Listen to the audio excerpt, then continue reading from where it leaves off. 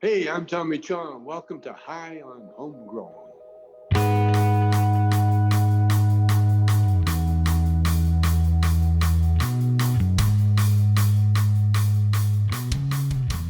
Yes, everybody, and welcome to this week's Grow Guides from High on Homegrown, the cannabis podcast from Percy'sGrowroom.com.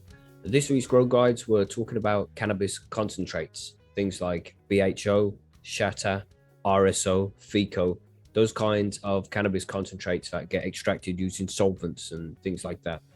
A lot of the methods used to make this are quite dangerous. You have to be very careful. So if you do decide that you want to go and make any of these concentrates, make sure you do enough prior planning and research to make sure that you're being as safe as possible throughout the whole process. Dealing with these high solvents and gases can be explosive. So make sure you do lots and lots of research to ensure you're going to be safe. And better yet, just let the professionals do it. And then you just buy this stuff online. So be very careful. Of course, if you do have any questions or you need any help, then head over to Percy'sGrowroom.com and you'll be able to get plenty of help and advice over there from people with experience doing this kind of thing. So don't rush into it. Take your time and make sure you get it done right if you are going to do that. But again, just be very, very careful if you do take that step. Anyway, here's the Grow Guides all about cannabis concentrates. We'll see you at the end of the episode. We'll see you in a bit. So concentrates, that's what we're going to be talking about this week. Now, this is where you get cannabis, and it could be from your tip leaf or your buds, and pretty much you're trying to take as much of the THC or the CBD, the cannabinoids, off the plant and concentrate it all together to make an oil or hash even, but we've discussed how to make hash already. But, you know, there's different kinds of cannabis concentrates, and it's pretty much a concentrated version of THC or CBD. Wouldn't hash belong in that category? Yeah, it does definitely, because if it's just on the flower, it's not concentrates. But as you start taking THC off and putting it in a bulk block, then it becomes a concentrated version of THC, which is concentrates, isn't it? I think if I can use alcohol as an analogy here, it's a very apt analogy. You know, you have your three different levels generally of alcohol. There's beer, wine, and spirits. And the spirits, essentially, you know, that's just concentrated alcohol, right? They put more of it in during various processes, and then you have 40% instead of 5% in your beer. Same thing with concentrates in cannabis.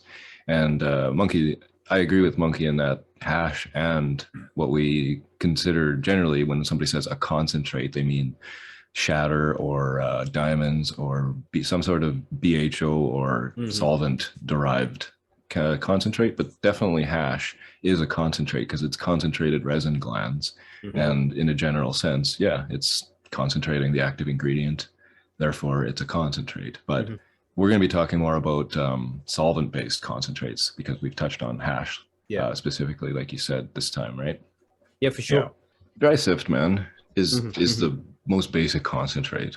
But then, like you said, you can do all kinds of methods too. Which is pretty much keef. You know, is keef concentrate? You know, it seems like that for me to, I mean, that essentially is what concentrate is. But for me to actually say it's a concentrate, I think there needs to be some kind of process in making it. And they usually come in liquid forms. Now, that seems to just make sense to me that way. I mean, unless it's shattering and shit. But anyway, what different kinds of concentrates do we know? Obviously, we have hash, but that's on the low end. That's like wine. If you was looking at the alcohol level, where you have beer, which is your standard buds, and then you'll have wine, which is more like 13-14% alcohol. That's actually like a pretty good analogy, actually. I have some bubble hash in front of me that's 54%, which is quite strong for hash, but it's not the 80, 70, 90% that you're going to see in the solvent-based stuff. So. Like really concentrated. Yeah. Like really concentrated. Even isolates are 99.9%. So that's as far as you can take them. And we'll get into that in a second. But, and for each different type of concentrate there's different ways to make them. And that's usually why they have a different name. It's because it was made in a different way. So we have rosin and we have RSO, BHO, shatter. You talk about diamonds and source a lot as well, TG, right? Yeah. I have some diamonds loaded right now in my pen, actually. What other concentrates are there? FICO. Yeah. Well, you have, in my mind, like Frenchy Cannoli has a really fucking good video about this that I highly recommend. I don't know the the topic or the title off the top of my head, but I'll make a post in the forum later, and I recommend everybody watch it. But basically, you can start breaking it down like we've already done with, you know, mechanical separation, which is hash, you know, whether you're beating it on a screen or bubble using water to extract it, and then solvent extraction, which is what we're talking about. But then in solvents, there's usually two general solvents that are used. They're hydrocarbon based, so stuff like butane, propane, hexane, heptane, those kinds of things, and then alcohol based, which are things like ethanol, which is what is in the alcohol that we drink. That's ethanol. And isopropyl alcohol, which is the other one. And you can use other solvents. They do work, such as naphtha and fucking like acetone, but those are far more toxic and dangerous and harder to get. And yeah, just don't bother with those. So yeah. Artman says there, Percy should give away a press. Percy should have a I'll press. just get this one right here and give it away. Yeah, no problem. Percy's doesn't have a press yet. You know, if we had a press to give away, we'd give it away for sure. That's how we roll. But we don't have one. But if you have one to donate, then I thought you were offering there, but what are you doing? No, I've got. I mean, mine's. You know, I mean, mine's not exactly the world's best press either, so it wouldn't be. You know, it's so well loved. Let's start there. Let's start with the press, because we're saying press, and specifically when people use a press, they're making rosin, and rosin is where you get two heated plates. And you can use hair straighteners for this if you haven't got an actual rosin press, but it's always better to get an actual rosin press because you need a lot of pressure. And essentially these two metal plates get heated up, the bottom one and the top one get heated up, bud gets put in it, and then it gets squished like with tons of pressure. The best ones have got lots of tonnage, and that squeezes off all of the active ingredient, like all of the resins, the terpenes and the flavonoids. And all this shit just gets squashed out of the buds, and you collect that, and that is what the concentrate rosin is just squished buds, and all the goodness has been squeezed out of it. Rosin is not solvent extraction, remember? But like rosin is just pure clean. You squish that shit. Just heat and pressure. There is two kinds though, and I saw somebody mention live rosin versus rosin. Yeah, what is the difference there?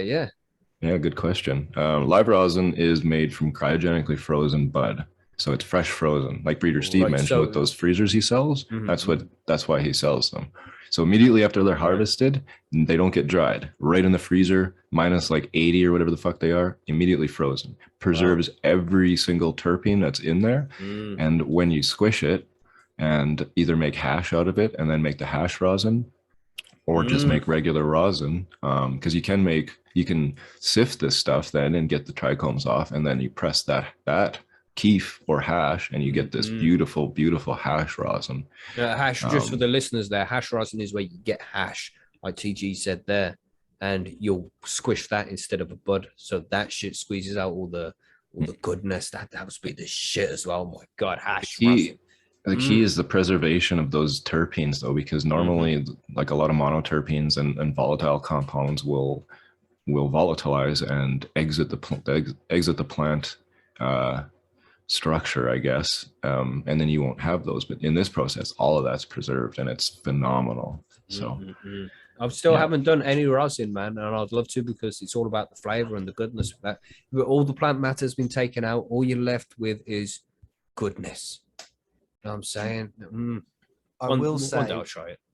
Talking about live rosin, and I think it was Chilbert there mentioned it. You can't just take a bud off the plant and squish it to get live rosin. It doesn't work that way. You'll end up with a mess. So there is a way to do it to get your live rosin. Personally, when I do it, I'll do the freezer method, and then I'll shake it, make my make my dry sift hash, and then press the hash. Oh, nice. That must be fucking delicious, mate. By freezing it, you do dehydrate it, I think, right? That's essentially. I mean, the water does freeze, but it's really fucking dry too. And then you make your dry sift and then press it. Yeah, and I mean, it's still, you get there is a water content to it. You're still going to have that moisture content to it, but it's a lot less if you do it that way by the freezer and that than if you were to just straight up take a bud off the plant and try and squish it. Especially if that's been, it's a fresh bud that you've been feeding that plant and you haven't dry, that's going to cause issues for you. So that's essentially, rosin is essentially the cleanest. I mean, you get your hash and your dry sift, but we're not considering those as concentrates right now. Just when we talk rosin and these, like the high percentage cannabinoids in the concentrate itself, that's what we're meaning by these concentrates, man. And rosin is like the cleanest shit you're going to get. You don't need the solvents or the alcohol or anything like that to create rosin. You just need heat and pressure, and it will squeeze all the goodness out of the buds. But the most other concentrates after this, they're going to use some kind of solvent to pretty much dilute or break down, dissolve the THC. I keep saying THC, but when I say THC, I mean cannabinoids, like just the trichomes. They'll melt, they'll be dissolved into the alcohol or the solvent, and then extracted away from the plant matter, the actual flower. So then you're left with just those trichomes which have been dissolved. And like TG said earlier, you'd use solvents or you'd use alcohol for these. The most famous, sorry TG, you want to say something? Oh no, you go ahead. You're just saying the most popular one, the one which is better known, would be RSO, right? That seems to be very popular. Everyone knows what RSO is, which essentially stands for Rick Simpson oil, because the person who made this shit famous, Rick Simpson, was his name. So, it's Rick Simpson oil. Used it to treat his father and I think his own skin cancer. Yeah, he had skin cancer on his face and used this shit and it got over that. But but it's all it is crude oil. That's what the industry term is. It's generally around 40 to 60% cannabinoids. It's really strong, and there is other things extracted too, not just the cannabinoids, depending on the solvent you use. Butane, for example, pulls out a lot less of the chlorophyll and plant lipids and shit like that, whereas ethanol fucking rips all of that out, chlorophyll included, and that's why your Rick Simpson oil is dark, whereas a shatter is a golden color. It doesn't have those pigments in it. Spoiler alert. Yeah, there's lots of different nuances in the solvent you use and what it does, how you purge it has a lot to do with the end product as well. My expertise mostly exclusively is with alcohol extraction and up to isolation. Well, let's go into that. Let's go, because we have RSO, which is that's like isopropyl for making that shit, and then you have FICO, which is very similar to RSO, but the extraction process is a little different. That's when you're using ethanol and alcohol for that kind of shit, right? Is that grain alcohol you'd use when you're making FICO, but RSO is more isopropyl? I don't really differentiate between the two, to be completely honest. It is true those two solvents, iso and ethanol, do act a bit differently, and they pull out a little bit different things, but it's a pretty broad spectrum. I wouldn't call it full spectrum, because in the process of purging it, most people don't have a vacuum oven, so you're going to lose a lot of the thing that would make it a true full spectrum, i.e. the monoterpenes and things like this. But a lot of the good stuff is preserved, whether you're using isopropyl alcohol or ethanol. So I don't like to I just call everything RSO. It's probably the shittiest term to use, to be honest, because it really doesn't say anything about what the product actually is, unless you know Rick Simpson's story. But yeah, well, RSO's that his original recipe used it. Is it heptane he uses from memory? Naphtha, I'm pretty sure is naphtha, that was the one. And that was something I was reading the other day on an article about it, and they were saying that to be a true RSO, you have to follow his recipe. And he's been quoted a few times saying that he prefers RSO not to be used as a generalization. It's more RSO is his specific ingredients and how he does it. And then so FICO and things like that would be the name for the other side of it. But I mean, it's sense. Only because I think people were selling things marketed as RSO, and it wasn't done with his we have a product on the legal market, man. RSO. It's called RSO. It's ethanol extracted crude oil. But it's being fucking used. Anyway, Yeah, so the point, you mean to make Rick Simpson oil, you have to follow Rick Simpson's recipe, because that's Rick Simpson's oil. But yeah, it makes sense, man. You can I understand think where it's coming crude from. oil probably like it's not a very well used term outside the legal industry, but crude oil is a better term just because it's whatever solvent you're using, that's the end product is the crude oil. And then you can take it further into distillate oil and even further into isolate. You're But getting too carried away right now. I know. Shit. Sorry. So that's We'll RSO and FICO pretty much. You dissolve some buds in the alcohol, ethanol, or isopropyl, and then you'll filter off all of the plant matter. So you put it through a filter or a bubble bag, coffee filter, or something like that. Then you'll boil off the alcohol so it evaporates, and you're left with RSO or FICO. So do that shit and that's how you make that. It's pretty easy process, but you need to make sure you're in a well ventilated area, no open flames, because too much alcohol in the air can become explosive. You have to be very careful of that. If you want to go into more detail and make some RSO or FICO, there's guides over on Percy's Grow Room that can take you step by step through all of that. So give that a shot if you want to. It's always good to make some RSO. You can make it from your AVB as well. I keep saying RSO, but I mean FICO. You know, I don't want to piss off Rick Simpson. ISO too, remember? Sorry. You scared me now, Mark. He's coming for us. What you say there, TG? QISO is another one. Quick What's wash that? ISO. Oh, what's that? QWISO.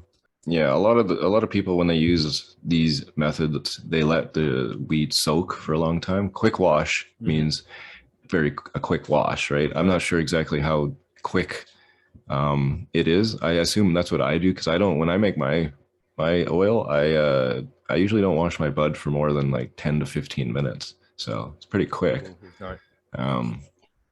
So yeah, but it's the same result. It's just semantics at this point, I think, which is why I hate all these fucking terms. And I think that crude oil should just be used as the be all term as the black ethanol or isopropyl extracted oil. And it pretty much does look like black. It looks like blackstrap molasses. If you know what It's that very shit, dark. It will look like that in a syringe. Usually, you'll find that stuff. It's actually red, but it is dark. Yeah, Okay. it's like Guinness. You know how it looks black, but when you can see it through it, it's red. Actually, The quick wash that I used, the cannabis actually didn't stay in contact with the alcohol very fast at all. So I think the process that I used was more like getting just the best of the best off the stuff, probably leaving a good bit of the heavies behind. So then we have BHO, which is I don't know what the H stands for, but it's butane something oil, right? Sorry, butane hash oil. Okay, Right. and this is where you'll stick a load of bud in a glass tube, and it will have a hole in the bottom, and like it'll be filtered on it. It's a hole in the top, essentially, isn't it? Well, it doesn't have to be glass, but essentially a closed loop tube, where you can pressurize it and fill it with butane, and out the bottom comes your liquid extracted shit. Now, I've never tried this. I haven't done this one. This seems a bit complex. It's not, but it's more dangerous because butane is a little bit, a lot of Flammable, it more volatile. It's not so much more flammable, it's just a lot more volatile. So it just gets into the air everywhere faster, right? And I'm just going to interject quickly, guys. I've got to head off because I've got to get to work. So, yeah, I know. It was, well, you dropped it on me at 5:30 this morning. Very true. No, but lame, but you got to go. I'll still be here in spirit, but yeah, I'll just be in the chat, but I've just got to shoot off now. So thanks for having me. Yeah, thanks for joining us, yeah, man. great It's to been see you, pleasure. Bob. Have a good one. It's all right. That's all right, guys. Enjoy. And yeah, we'll talk soon. Yeah, man. Nice one, bro. Goodbye. Later, guys. Stay safe. Nice. All this talk about hash making his mouth water. I think he's going to go make some rosin. Yeah. Gonna go watch some tractors or something. That's it. Yeah. So what were we talking about there? And the BHO. Yeah, butane hash oil. Yeah, you can get these tubes on Ali Bongo as well. That's specifically made for this kind of thing, and there'll be a small hole in the top, and it's like a long test tube. Small hole in the top, and over the open side, on the bigger side, you fill that with bud. Usually around an ounce is what fits in these tubes. You put a filter over the end with an elastic band, and then you'll just blast the butane through the little hole at the top, and that pushes itself into the tube and dissolves all the cannabinoids and the crystals and shit, and then it just all drips out the filter at the bottom where it's collected, and then you have BHO. Yeah, and there's a couple important factors in there, and we'll go ahead and give you some information, but understand butane hash oil, if you're doing it at home, is very dangerous. We're talking about massive amounts of ventilation needed here, though. But when you're starting to spray that butane down through your bud, your container of butane needs to be inverted because you're trying to spray liquid butane into the herb. You don't want to spray gas in there; it won't do anything. You need to have that liquid going down and running the cold liquid running down through your herb and dripping out of the other end is what you're trying to accomplish there. You know, wear a mask, do it outside, no naked flames, all that kind of shit, man. Be careful. No flames at all, naked or I mean, you don't want to risk. You don't want an electrical spark in the room, or even fucking like static. You know, God, static man. Will fucking do it. Yeah, I mean, so don't wear cotton. Not too long after legalization happened, Colorado went through a rash of problems with explosions and fires, people trying to make the stuff on their own. So just be aware. This is very, very dangerous, and you have to be very, very careful. Now, this is one of these things. Usually, you'd see in the UK here, would see explosion because of cannabis factory, and if there's an explosion because of a cannabis factory that you might have seen in the news sometimes, it's because they were doing this. It's because they were using BHO to try and isolate the cannabis, the trichomes and shit from the cannabis. So it's dangerous, man. Be very careful if you want to go this direction. And it's not like we're encouraging people to make BHO. We're just explaining what it is so you know what it is. But I don't want to tell you to do it or not to do it. Yeah. You make your own choices, your safety, but be aware. This is not something that you should just be casual about. And then we have shatter, which is a form of BHO, right? Shatter is what happens after you purge the B out of the HO. Right. Generally, you don't leave your butane in there, because it's so volatile and it doesn't really stay in there at room temperature and not under pressure, and B, because it's highly toxic to ingest and you don't want to do that. So yeah, shatter is the end product. That's after you purge your butane out, and you're left with this golden crystalline, essentially highly potent, because at those potencies, I mean, we get the same problem at work when we're doing THC distillation with distillate. If the distillate is not kept at like fucking 80 degrees, it is basically like a crystal because it's such a high potency. It's so hard, it basically turns to shatter. And it's because of the nature of the THC molecule at those temperatures and pressures. If it's isolated like it is, it turns into that type of material. Wax, fucking butter, all these other kind of concentrates, those are all versions of BHO. It's just in post-production, they're treated differently. Butter you whip. There's certain like wax, I think you can purge at a higher temperature and pressure or lower vacuum pressure or something like this. I'm not an expert on butane, so I don't really know the details, but butane, you get into the diamonds too. You have to use butane as a solvent in order to make and precipitate out THCA diamonds, which is kind of the highest potency of THC that you can actually make. You can't actually crystallize pure THC. It has to be in its THC acid form, which is what diamonds actually are. And those are done in a butane super saturated solution where you get a separation of the terpenes on the top, and then the crystals fall to the bottom, and then you take the crystals out and mix them with sauce again. And I'm smoking them right now, and they're delicious. But yeah, it's chemistry, right? It's manipulating the properties of these molecules with things, and it's really cool shit, but complicated, I guess, and hard to cover in like the time we have here. It's like some of them need their own grow guides on their own to make these. Pretty much, we don't want to go into too much detail. We just want to briefly explain what is going on with different it's cannabis essentially extracts. Those like the diamonds and all that stuff come from butane. When you get into isolate, like CBD isolate, that's generally from an ethanol extraction.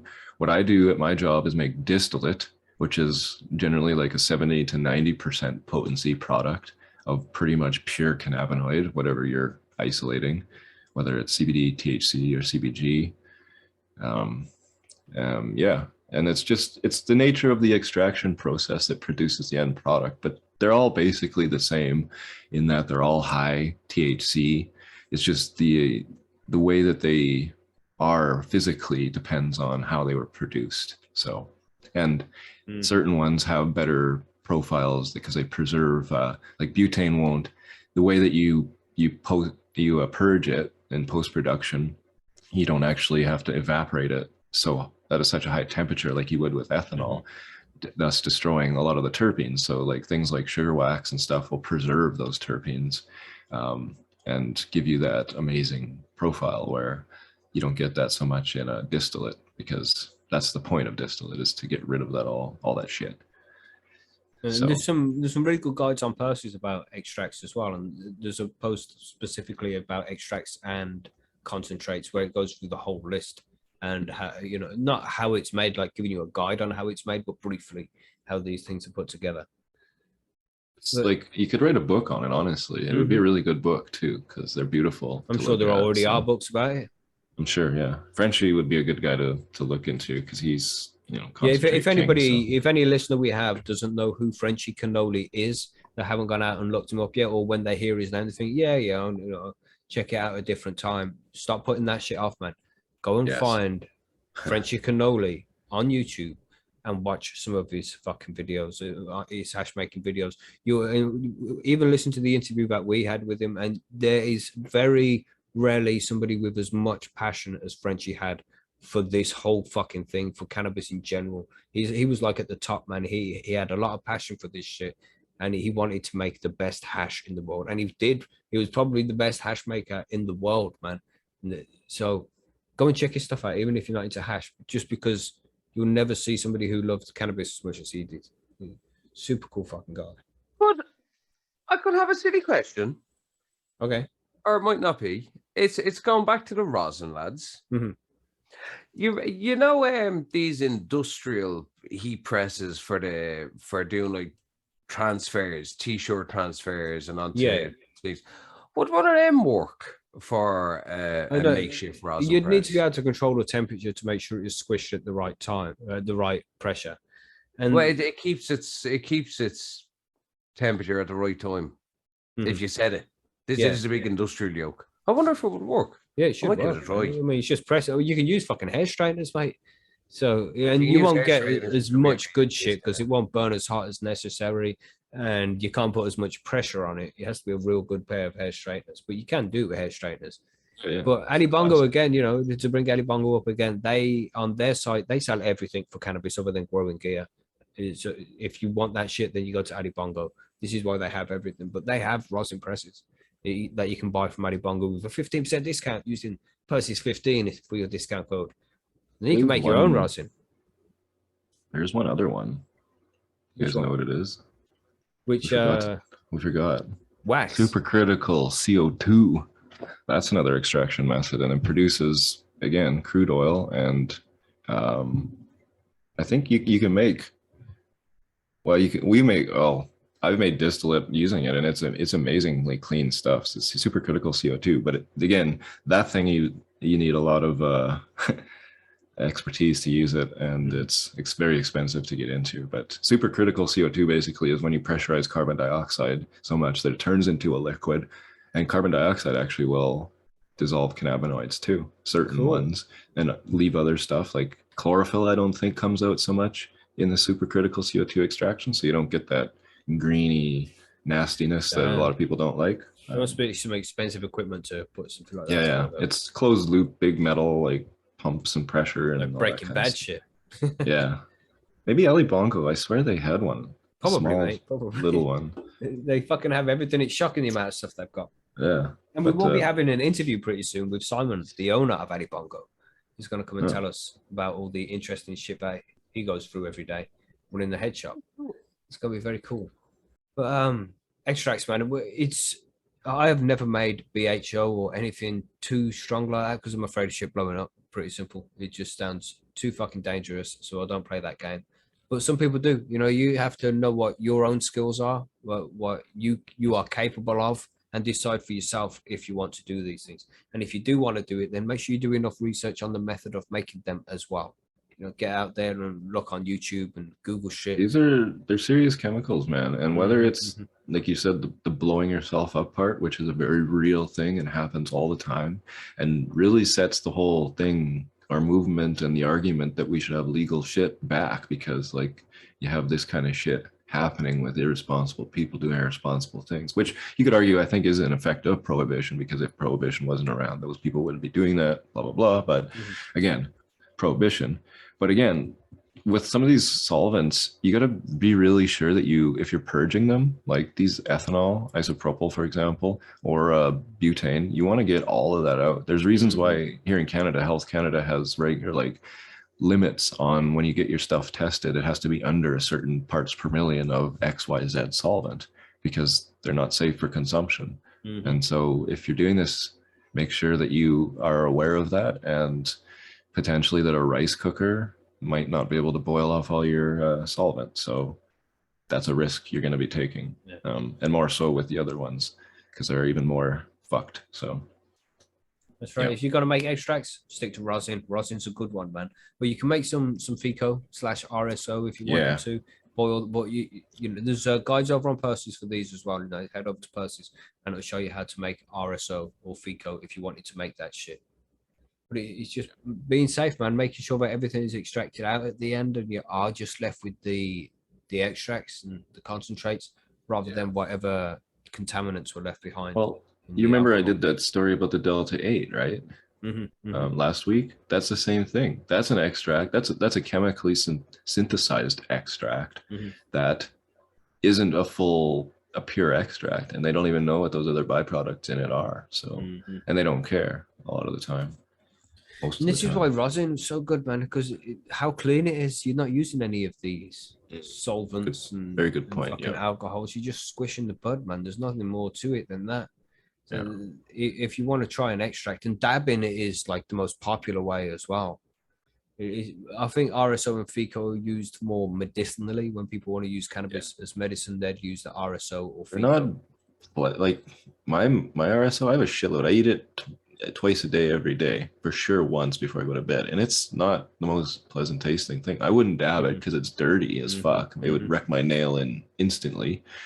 And it's more of a medicinal application for sure. So you know, each thing does their own thing, man. But it can also be used recreationally, like most drugs. Just fucking eat a glob and go party, man. Fuck, they fucked up. But rosin seems to be the most popular, man. Rosin seems like the shit. I still haven't tried it. At home, honestly, if you're just into the rec aspect of it, I would definitely go for rosin, because it's, you know, like you said, easiest to make, safest to make. And if you do what Chilbert does and go all the way to hash rosin, it's probably rivals the tastiest stuff out there. Probably is the tastiest out there, to be honest. So yeah, man. So there we go, everybody. That's like extracts. There's always a lot more to it, but pretty much that's extracts, man. So what you need to do now is you need to go get yourself your grow gear and a rosin press and a dab rig, and then in a few months you should be hitting your own fucking hash rosin. You're gonna have to grow, man, because if you plan on buying enough weed to make this, it's like you're gonna. I hope you're like, you know, Wolf of Wall Street or something. But yes, stuff costs a fortune, man. You know, the equipment set it all up, and then the cannabis, you need to get that shit too. Or if you're gonna go out and just buy any one of these extracts out from in a dispensary, if you're in a legal place, this shit costs fucking a fortune. You'd get a gram for like £60. It's like, nah, like for real, a gram for £60, and you'll smash that shit. One toke, all gone. Oh, that was tasty. On another quick safety note, though, the word concentrate will concentrate everything, pesticides included, other poisons that growers that you don't know what they put on their plant have put on their plant. So buying illegally or from an unknown source is also risky if you plan on doing this, because if it has that shit in it, it's still going to have that shit in it. You say the monkey? I was going to say a gram of concentrate, though. If you smash that all in one sitting, you're really going to be ready. Yeah, right. That's a big one, man. It's pretty sweet, man. I can't wait to try rosin. It looks so nice, so tasty. You know, it looks like honey in a way, doesn't it? So similar to honey. It's delicious, man. I have to say though, these diamonds and sauce, specifically the sauce, is so tasty too. Wow. Chilbert says hash rosin costs £100 plus a gram in the UK. Damn. Here, I'll See, just pop up black market and see what I can get it for. But you know, I've seen Chubba it in makes the his legal own. sphere for about Yeah, 50, no, 50 I a don't. gram. The cheapest I've seen it in the legal sphere.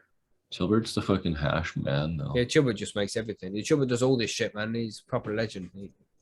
I think just he thoroughly standard. enjoys his cannabis. Standard rosin is like 100 quid a gram over here. Mm-hmm. Yeah, That it's live fucking hash. robbery, man. That's it. If you The want to 30 try this shit, you gotta make it yourself, really. You have to. 31.50 a gram here. That's not bad. OG Kush live hash rosin. 55.55 for some papaya and Dolato. Ooh. That's $80 a gram normal though. It's on sale. Legacy or legal? This is legacy. So if anybody wants to comment on this video and let us know which kind of extract they would like to try that they haven't tried before, or if you have tried an extract, which one's your favorite and why, let us know. That would be a cool discussion to have in the comments below. Yeah. But fucking rosin is the one I'm going for. Can't wait for that one. Anybody visits in Canada, you know, hint, hint, nudge, nudge. I got all this shit. So come visit. Nice. Yeah. In the flatlands of Canada, in Saskatchewan. Yeah, if you're ever out in Saskatchewan for fucking some reason. But, you know, to pick up some uranium, you know. I don't know why you would be here in any reason, actually. So Basalt I guess and uranium. that's To see why the I world's offer. biggest paperclip, bro. Yeah. That's Is true. that here? Yeah, mate. Yeah, dude, it's like the most famous thing about Saskatchewan, man. They have the world's biggest paperclip. I'm gonna have to go check that out. Yeah, check it out, man. You're gonna have to You've see lived it. there all your life and never seen the world's biggest paperclip? You know, I can see it from here. You know, We got the world. That's a very Saskatchewan thing. The world's biggest lots of shit is here. Like, it's fucking pretty funny, but you got a we had space war. for it. There's a country or a town in Norway that built a bigger moose than I forget where it was. Somewhere, maybe it's not Saskatchewan, but I think it was out east actually in the Maritimes. But then they had a moose. They built like the antlers a bit bigger out here, and then now we're the biggest moose again because that's important and shit. Oh my god. They enlarged the antlers. And It's a made big bigger. deal. It's a really big deal. They retrofitted the moose with bigger antlers. I've seen the world's So- biggest teapot. So of course, with the grow guides also comes the listener questions, the listener mail. So we have a few questions, and I highlighted because the questions were a bit long, and you know we can go to the whole subject briefly. English 23 asked about grafting multiple strains onto one plant. That's an interesting one. I think we should do a grow guides on grafting because this is You an suggested interesting it would be a concept. good man. news story or a grow guide, but yeah, it can be done. I mean, they're all the same species, so no matter which strain you put on it. Well, let's kinda quickly like- explain what grafting even is, because there'll be people who are Okay. listening who'll be like, "What the fuck do you mean grafting? I'm always grafting in my grow room," and it's like, no, we don't mean like working hard. Grifting. Sometimes people would chop a stem off a cannabis plant or any kind of plant. It's not just cannabis. This works with loads of different types of plants and trees, and you can just cut one branch off it and stick it to another tree, root. You and want to then put it will right. just Yes. grow as a branch on the tree rather than making it grow roots or anything. Yeah, typically it's done real frequently in the fruit industry, like grapes, or you will use a rootstock of one plant and it'll be grafted on the top, the fruiting stock of a different plant. Citrus is done very frequently the same way. Mm-hmm. You know, nuts, all those things. And that is, you know, your root is completely different than the tops, but it all works. It's the same thing you would do in a cannabis plant. You would basically cut off each branch, and then you would make notches into the stem and basically stick these other live stems to it, and then wrap it. And the cannabis plant will heal and feed those different strains from the one rootstock. It's pretty cool. Even when you break stems on a cannabis plant, sometimes you just tape it back on, hold it in place with a stilt or a stint or a stent. What's it called? You know, what the fuck? Splint. A splint. There we go. Yeah, just splint it, a little bit of wood or something taped around, hold it in place, and it will heal itself. And essentially, this is the same thing. You just snip in one branch of one plant. Say it's a silver haze, and then you bring it over to put it onto another plant, which say it's a lemon haze, and you cut the branch off there, and then you just stick it on, put some tape around it with a splint, and it should attach itself to that plant and be able to receive its nutrients from it as well. The critical part being that you need to hook up the parts of the plant that transfer liquid to and from it so that it can, you know, I guess, repair the piping so it all works again. So you got to have the right kind of stem cuts and fit it all in tightly so that it can make liquid move around correctly. I've heard rumors out there about plants that have had like 5 different strains grafted. I've seen the Instagram pictures of them, so they do exist. So it can be done. So give it a shot if you want, innit? You've done this before, TG? Something you done? No, but I've been meaning to do this for about 8 years because I always have hops in my yard because they're so closely related. You can apparently graft cannabis to a hops plant. How about that? Oh, nice. I'm gonna try it. We have hops again at the new house here. I mean, just put a couple of branches on it and be like, what are you on about, officer? It's a hops plant. Yeah. You know, just a couple of buds on it. It could work, man. They do look very similar. And if the males are identical, actually, the male flowers, they're 100% identical. No way. So, yeah, Google male hops plant. You'll be surprised, I guarantee you. Shonuff also has a question here about choosing the right genetics for you. How can you choose the right genetics for you? How do you decide? And first off, you need to try as much different strains of cannabis as possible. You know, get over to Amsterdam if you're in the UK or Europe, or if you're in the USA, loads of different places you can go to. You know, just try and experiment as much as you can with different strains, and you might find one that works perfect for you. But you know, you keep testing. Great advice, actually, like practically, because how do you know what beer you like if you've never drank beer before? So, I mean, same just thing keep with trying, weed. man. Yeah.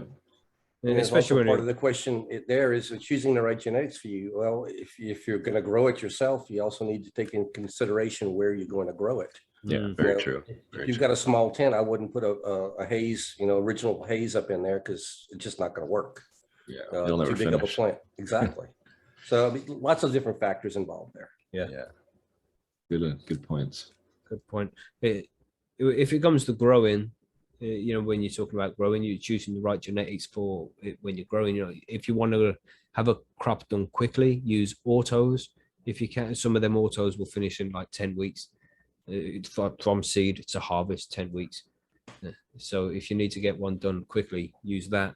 But indicas with the finger marks here would generally finish sooner, like 8-week flowering period. Then you get the heavy sativas, which take 16 to 20 weeks. So if you're looking at getting something done quickly, then choose an indica dominant plant. Yeah. But just keep experimenting. There are some similarities between people. In general, indicas are better for relieving pains than most people, but you can't really say blanket case. So point being, everybody's endocannabinoid system is different. So you're going to have to try a few to find out the one that you really need. There's no other way. Just experiment. Jack Harrow is probably a good one for you. It usually is. Well, that's the one Becky would recommend everybody try at least. And it's a good one. It checks all the boxes. It really does. Jack Harrow is a good one, man. It's not a bad one at all. Then we have one from Stutter here. If you're going to use pollen that's been in the freezer/fridge, do you need to let it warm up to room temperature before using it? TG, that's your kind of thing.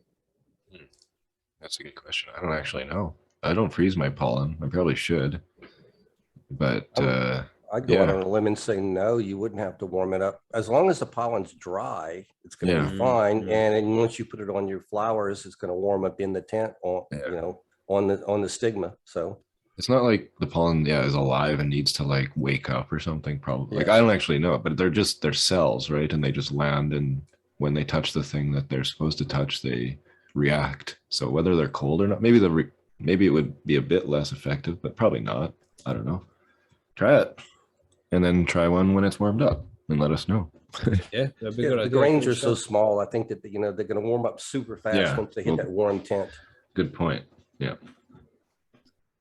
So, and that one from Woody. What's more important, PAR or LVPD, light or environment? It's a difficult question, man. When it comes to PAR and LPVD, I hate these acronyms. These are they're not acronyms. I don't know what the L. Yeah, L is. I googled that one. I couldn't find it. I'm thinking maybe it's a typo and it's just VPD. Las Vegas Police Department is all it came up. I'm just going to go ahead and parrot Dr. Bruce Bugby, and say light. Light is your limiting factor. If you don't have the like, if your light isn't optimized, nothing else can be optimized because it can't reach the full potential of, nutrient absorption, transpiration, all of that shit. If your light isn't top, like for your space, then yeah, I think you're going to have limitations. Yeah. So I would say the light is probably bigger, most important to nail down. I'd agree. I mean, that's what you want to be spending most of your money on when you get your grow room and shit as well. You need to invest in a good light. The better light you have, the better the plants are going to grow, because that's essentially what its food is. That's what it needs the light for, to photosynthesize, to make its food, to break down them sugars and starches and create food for itself. Too, everything else can't be done. We can just eat light more than other plants. So give it what it wants, man. And VPD is just pretty much, if you got your plant at the right temperature at the right humidity, that's the VPD done. You don't need to worry about no complicated terms and shit like that. Just have the correct humidity and temperature in your grow room and you'll be fine. And that is something that we're going to be covering in one of the future episodes. In a few episodes, we're going to be covering the right temperature and humidity for the cannabis plant throughout its different stages. But just take it easy, man. If it gets too warm, the plants will tell you by the way they're looking. The leaves will claw inwards on the top. What's it called? Canoeing. That's it. Canoeing. If it's too hot, the plants will like canoe. The leaves will roll in on themselves. Then to reduce it. Just if plants look happy, there's usually some kind of issue. You can come over to Percy's and get some help. But have a good light with some good fans blowing around, good extraction, and things will usually just stay balanced and pretty easy. But that's all the questions we have, I think. I can answer this one. I answered it in chat, but I'll say it out loud. SG2 asked, what concentrate is in a vape cartridge? Those vape cartridges, I think South Park calls them pussy sticks. That's a good episode. Yeah, that's mostly distillate. Sometimes you get live resin in there too, but generally it's distillate. So what's distillate? Is that like FICO? But it's FICO taken one step further. Right. Yeah. So it's what I do at work, actually. It's my job. I'm a distiller, I guess. You criminal. Yeah. You take, well, not anymore, no. In this country you are, bro. Yeah. All right. In this country, you're breaking the law, bro. In this country, you'll be arrested. I know. He'd be like Walter White. I get called Walter White at work all the time when tours come by. And it's like, oh yeah, good one, guys. Oh. But no, distillate is exactly what it is. It's fractional distillation. So the crude oil or the RSO or the FICO or the QISO, whatever the fuck you want to call that, has THC or whatever cannabinoid in it, plus a whole bunch of other shit, right? Chlorophyll, fats, waxes, lipids, flavonoids, terpenes, thiols, all the stuff that makes cannabis great. And in distillation, what we're doing is we're heating that liquid up, the oil, very slowly, and you boil off all of that stuff that I just said, and you get to a point where you hit where the cannabinoid starts boiling off, and then you take your collection flask, which is just a big glass ball. You take off the one that has all the waste shit in it that I just talked about, and you put on a new fresh one, and everything now that comes out is pure THC, or effectively, it's about 80 to 85% THC or CBD. And you leave that ball on there for a while, and then eventually it runs out, and then you take it off, and then you have your distillate. That's what distillate is. Very simple. Yeah, man. Actually, yeah. It's really cool too. Very cool. I highly recommend Googling some how-to videos of distillation, because it's awesome. Will we see you in any, TJ? Unfortunately, no. I'm not in any of the PR stuff. Summit Research, I mean, they're a great resource. They have some pretty funny videos, and yeah, they'd be where I would start. Sweet, man. So there we go, everybody. That's the grow guides and the Q&A all done. There we go. 420 is just passed. So smoke something if you haven't done that yet. Make My sure 420 you're still good and high. But we can go to let's go to the outro section here. Let's do that.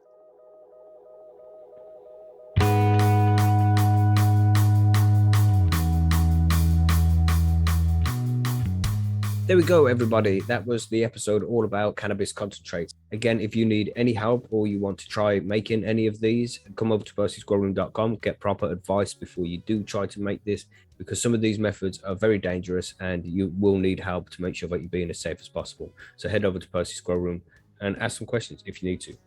But for now, that's it for this week. We have the show on Sunday, so come and join us over on our YouTube channel, youtube.com/highandhomegrown.